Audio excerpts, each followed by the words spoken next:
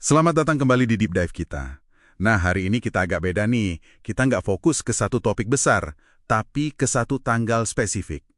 30 Oktober. Oh, menarik. Kenapa tanggal itu? Jadi dari hasil riset sejarah dan analisis yang kita kumpulkan, ya, tanggal ini tuh di tahun-tahun yang beda-beda ternyata jadi semacam titik balik penting. Titik balik gimana tuh maksudnya? Mulai dari janji reformasi yang, ya gitu deh, gagal, terus runtuhnya kekaisaran besar, ada percikan revolusi, bahkan kepanikan massal gara-gara siaran radio, sampai puncak-puncaknya perlombaan nuklir.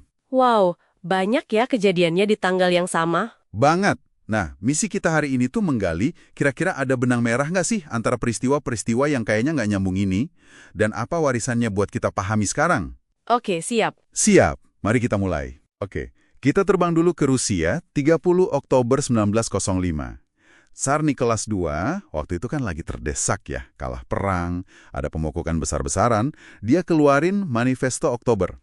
Manifesto Oktober. Janji kebebasan sipil, terus ada badan legislatif, Duma, itu kan? Betul, di atas kertas kedengarannya bagus banget ya, kayak langkah maju gitu. Iya, sepintas sih iya. Tapi yang menarik dari catatan kita nih, justru manifesto ini efeknya nggak sesuai harapan. Malah bisa dibilang kebalikannya. Kebalikannya gimana? Alih-alihnya nyatuin, malah memecah oposisi. Ada yang udah merasa cukup, ada yang bilang, ini mah kurang.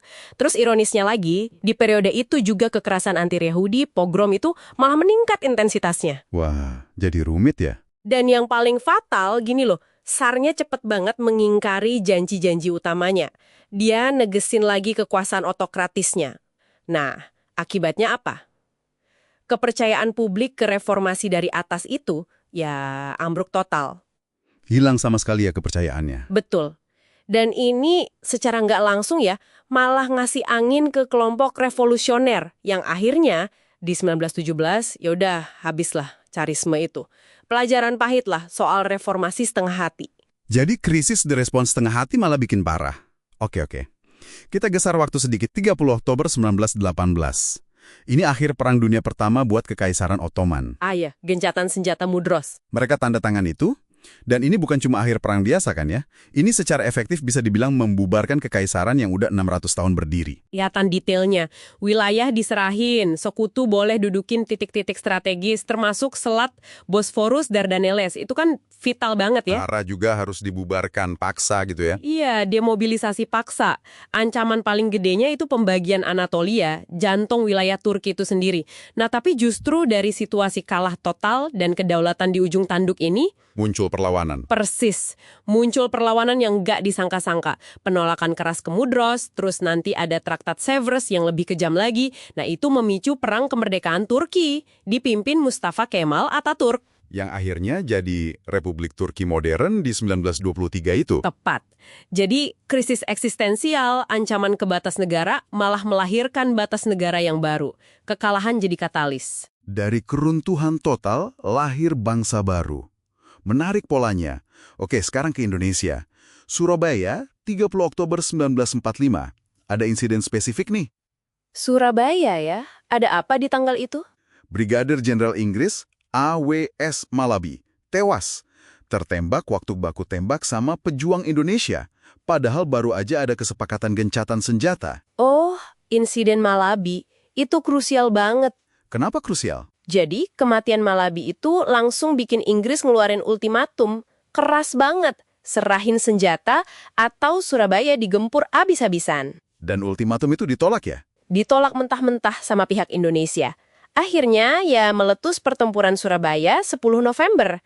Meskipun pertempurannya sendiri tragis ya. Banyak korban, pengungsian besar-besaran. Tapi perlawanan heroik di Surabaya itu, seperti yang salah satu analisis kita tekankan, dapat perhatian dunia.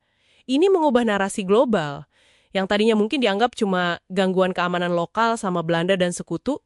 Jadi kelihatan sebagai perang kemerdekaan yang sah. Persis. Ngasih modal politik dan legitimasi moral yang gede banget buat perjuangan Indonesia. Jadi krisis lokal ini ikut mendefinisikan ulang batas perjuangan di mata dunia. Oke. Dari krisis politik, militer yang membentuk ulang batas negara dan narasi, kita pindah ke jenis krisis lain nih. Tapi sama-sama soal batas juga. 30 Oktober 1938, Amerika. Amerika 38. Ada apa ya? Siaran radio Orson Welles, adaptasi novel War of the Worlds. Tapi disiarinnya pakai format buletin berita. Seolah-olah beneran terjadi. Hasilnya? Yang bikin panik massal itu ya. Orang percaya invasi Mars beneran. Betul. Gila kan? Itu nunjukin banget ya kekuatan media baru waktu itu, radio, dan gimana format berita itu bisa bikin batas antara fiksi sama realitas jadi kabur buat pendengar. Sampai saluran telepon darurat lumpuh katanya ya. Iya, beneran lumpuh. Orang panik nelpon kemana-mana. Ini akhirnya memicu penyelidikan serius loh dari FCC, Komisi Komunikasi Federal di sana. Terus ada aturan baru langsung. Nggak langsung seketika sih. Tapi insiden ini jadi studi kasus penting banget. Sedikit demi sedikit, ini ikut ngebentuk aturan main penyiaran. Misalnya larangan nyiarin info palsu yang bisa bikin rugi publik. Semacam menetapkan batas etika barulah dalam dunia siaran. Batas etika yang lahir dari kepanikan massal. Nah, terakhir nih, batas yang paling ekstrim mungkin ya. 30 Oktober 1961. 61. Puncak Perang Dingin. Uni Soviet meledakkan Tsar Bomba di atas Arktik. Ini bom nuklir terkuat yang pernah diledakkan manusia. Sekitar 50 megaton kekuatannya. Gede banget itu. Tunjuk kekuatan yang luar biasa di tengah perang dingin ya. Tujuannya jelas ya, demonstrasi kekuatan, plus ya terus terang, nebar teror psikologis juga, nunjukin kapasitas teknologi Soviet. Tapi uniknya, dari sumber kita, militer AS sendiri sebenarnya agak ngeremehin nilai strategis bom segede itu. Kenapa diremehin? Terlalu besar, susah makainya secara efektif dalam perang. Tapi, dampak psikologisnya sama ketakutan global soal fallout radioaktifnya itu nyata banget. Nah, terus hubungannya sama batas apa? Nah, ini ironisnya, justru demonstrasi kekuatan yang kayaknya tanpa batas ini malah mempercepat upaya buat bikin batas. Ketakutan akan kehancuran total bersama, MAD itu Mutual Assured Destruction, jadi kelihatan nyata banget. Jadi orang makin takut ya? Banget. Dan ketakutan itu mendorong negosiasi kontrol senjata yang lebih serius. Ini ikut berkontribusi ke penandatanganan Traktat Pelarangan Uji Coba Nuklir sebagian tahun 63, yang larang uji coba di atmosfer. Jadi, kekuatan maksimal malah memicu pembatasan. Jadi kalau kita tarik benang merahnya nih dari semua cerita 30 Oktober tadi untuk Anda renungkan ya, ada gagalnya reformasi, runtuhnya kekaisaran, percikan revolusi, media yang bikin geger, sampai teknologi pemusnah massa. Semuanya nunjukin pola yang mirip ya. Iya, polanya itu. Krisis dalam berbagai bentuknya ya, seringkali maksa kita, manusia, untuk narik garis batas baru. Entah itu batas negara, batas etika, batas narasi cerita, bahkan batas kelangsungan hidup kita sendiri. Tepat sekali. Analisis di sumber-sumber kita juga nyimpulin gitu kok. Dari puing-puing krisis seringkali muncul aturan main baru. Dari kekacauan, muncul kebutuhan buat ngontrol. Dan demonstrasi kekuatan paling ekstrim Justru bisa memicu pembatasan paling ketat. Karena konsekuensinya jadi terlalu jelas, terlalu nyata buat diabaikan. Oke. Nah, sebagai penutup nih, kami mau lempar satu pertanyaan reflektif buat Anda pikirkan.